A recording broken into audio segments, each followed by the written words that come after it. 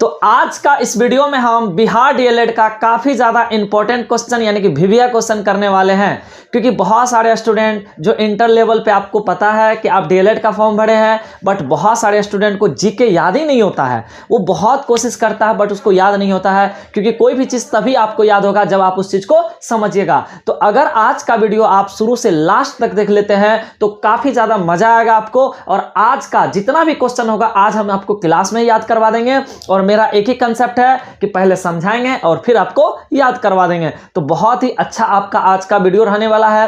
तो ज़्यादा समय ना लेते हुए चलते हम अपने टॉपिक को स्टार्ट करते हैं। और आज बहुत ही अच्छा टॉपिक है आपका संविधान, ठीक है। एकदम बेहतरीन तरीका से आपको समझाएंगे, बस शुरू से लास्ट तक इस वीडियो को देख लीजिए। अगर यहां से क्वेश्चन आता है तो आपका एग्जाम में छूटेगा नहीं, और 100% आपको समझाएंगे तब याद करवाएंगे आपको।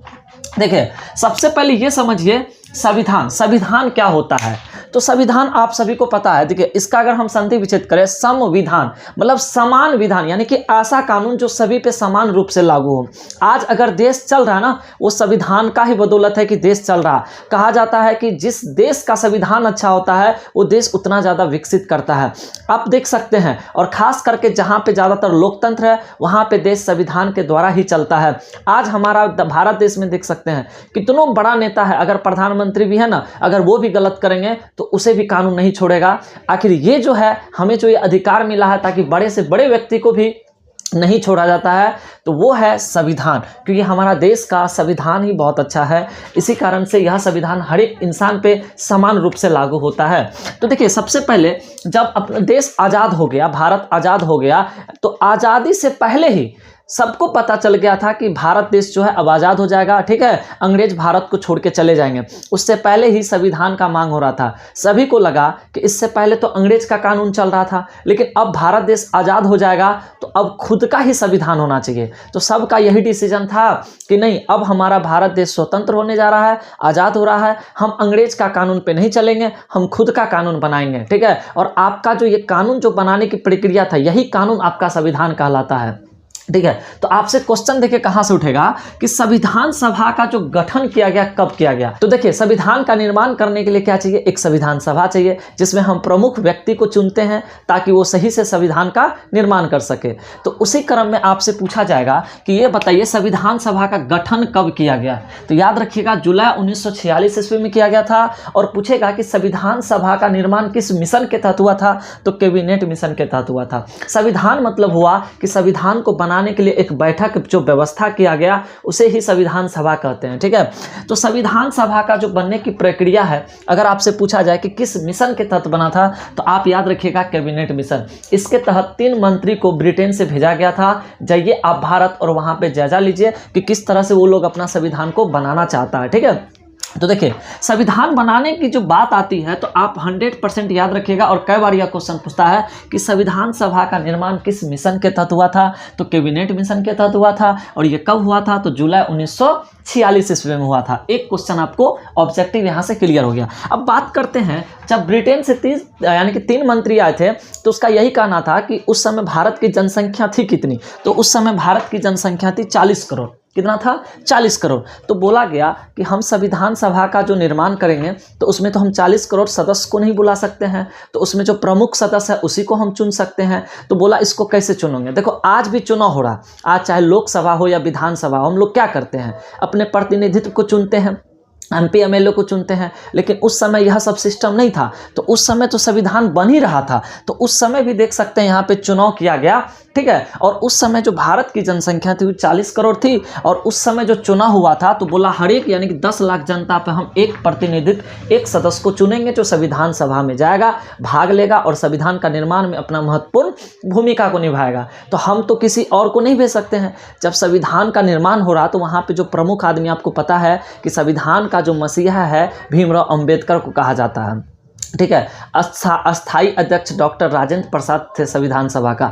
यानी कि ये समझिए आप, उस समय जिस समय संविधान का निर्माण हो रहा था, भारत की जनसंख्या आज सोचिए ना 150 करोड़ है, लेकिन उस समय भारत की जनसंख्या मात्र 40 करोड़ थी। और उस समय कहा गया कि हम जो है इसका जब आप रेशियो निकालिएगा ना तो 10 लाख पे एक सदस्य होता है। तो जब 10 लाख पे एक सदस्य को चुना गया तो टोटल हो गया आपका 389 सदस्य। तो अगर आपसे यहाँ पे क्वेश्चन आ जाए कि बताइए संविधान सभा का जब निर्माण हो रहा था तो टोटल बताइए कितने, यानी कि जनता पे कितने सदस्य को चुना गया था। याद रखिएगा 10 लाख जनता पे एक सदस्य, 10 लाख जनता पे एक सदस्य, और टोटल कितना सदस्य हो गया था 389। अब यहाँ से क्वेश्चन आता है, देखिए उस समय जो शासन चल रहा था ना, ब्रिटेन यानी कि ब्रिटिश का भी शासन चल रहा था और कुछ राजा महाराजा का भी शासन चल रहा था। तो इस चीज को समझिए और यहाँ से क्वेश्चन आपका आएगा, पूछेगा कि 389 में बताइए कितने कहाँ से सदस्य थे। तो याद रखिएगा 293 ब्रिटिश प्रांत से थे जहाँ पे ब्रिटिश का शासन होता था, ठीक है, और 92 जो था देसी रियासत से था। अब ये बहुत स्टूडेंट इसको नहीं समझता है कि देसी रियासत क्या होता है। देसी रियासत उसे कहते हैं जहाँ पे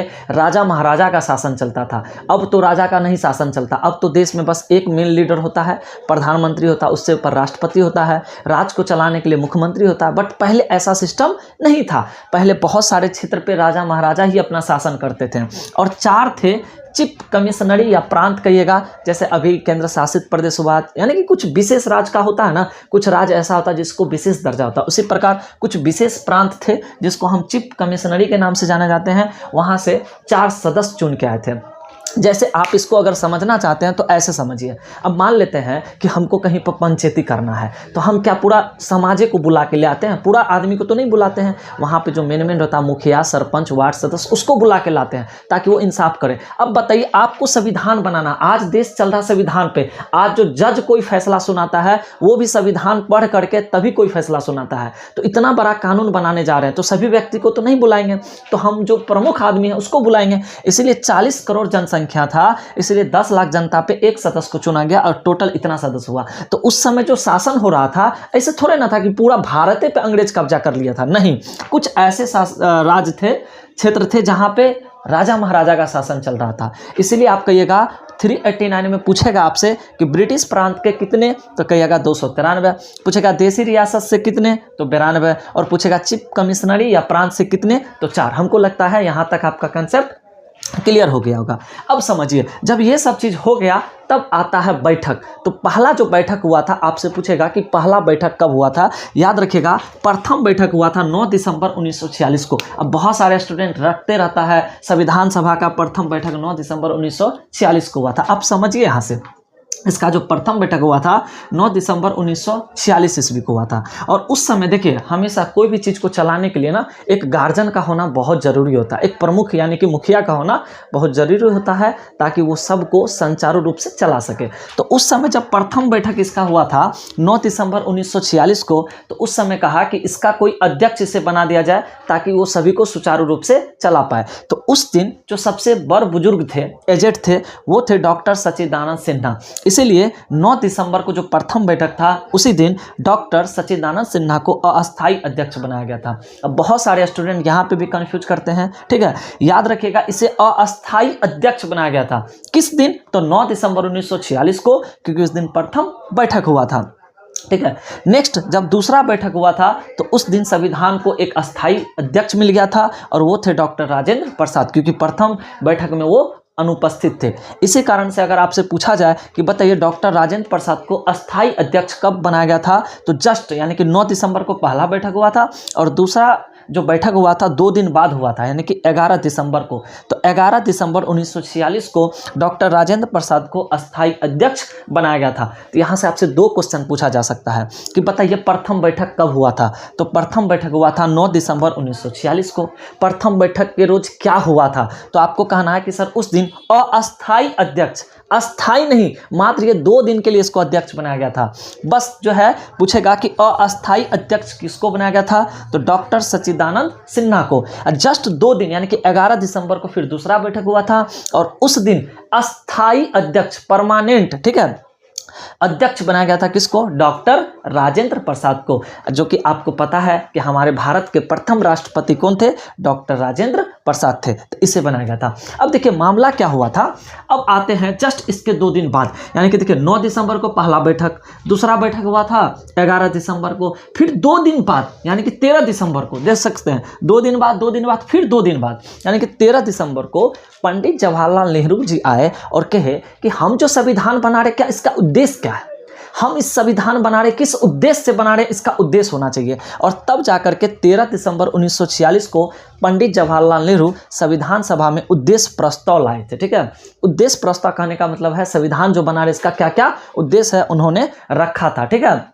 लेकिन इसको स्वीकार नहीं किया गया। जब ये 13 दिसंबर 1946 को अपना ये पंडित जवाहरलाल नेहरू, ठीक है, उद्देश्य प्रस्ताव लाए तो इसको स्वीकार नहीं किया गया। अब यहाँ पे क्वेश्चन आता है कि सर इसको क्यों नहीं स्वीकार किया गया। देखिए जब इतना सदस्य को प्रथम बैठक में भाग लेना चाहिए था, लेकिन जब फर्स्ट दिन होता है ना बैठक, तो ये पूरा का पूरा सदस्य भाग नहीं लेते हैं। क्यों? क्योंकि देखिए राजा महाराजा नहीं चाह रहा था कि मेरा बागडोर छीना जाए, क्योंकि इन लोग को पता था कि अब एक कानून बनने वाला है और उसमें एक ही यानी कि भारत के जो है एक मेन हेड होंगे, प्रधानमंत्री होंगे, एक लीडर होंगे। तो ये लोग विपक्ष था और इसमें बहुत ऐसे मुस्लिम लीग थे, इसमें टोटल बहुत सारे सदस्य ऐसे थे जो मुस्लिम लीग से थे और वो विरोध कर रहे थे। और उन लोग का कहना था कि हमें एक अलग देश की मांग कर रहा था वो लोग कि हमें अलग पाकिस्तान चाहिए। और तब आपको पता है कि 2 प्रधानमंत्री पंडित जवाहरलाल नेहरू और अली जिन्ना दोनों चाह रहे थे कि हम भारत का प्रधानमंत्री बने तो हम बने।